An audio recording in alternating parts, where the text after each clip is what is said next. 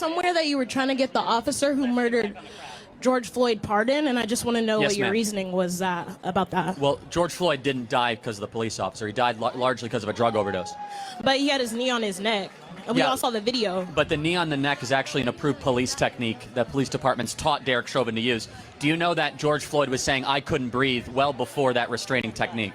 And so why'd they use the technique if he already couldn't breathe? Well, because he was actually resisting arrest, and they had to restrain him.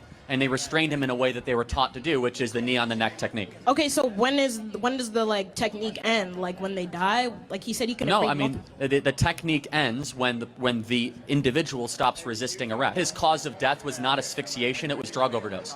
He had that was a part of it. Like he also had a heart thing, and he was on drugs. But he wouldn't have just died if he was standing there. Like they had his. Well, actually, there's an argument to be made. According to the medical examiner, he was drug overdosing in real time. That it wasn't because of the police officer, Derek Chauvin, that put his knee on the neck. And again, they were taught to do that. According to the Hennepin County Police Department, they teach that as an approved restraint technique. And by the way, this is just a broader point. Our whole country blew up because of this incident, and it was largely based on a lie.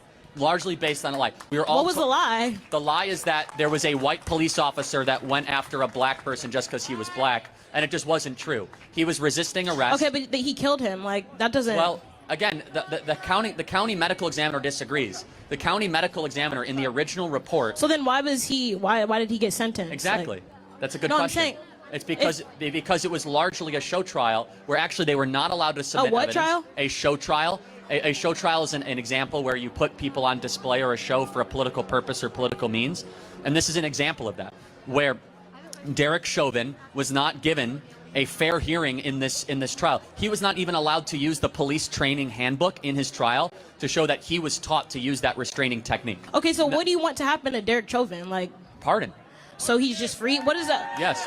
What message does that send to It should be. It's a message that you should get an actual fair trial and that you're not going to get a trial by media.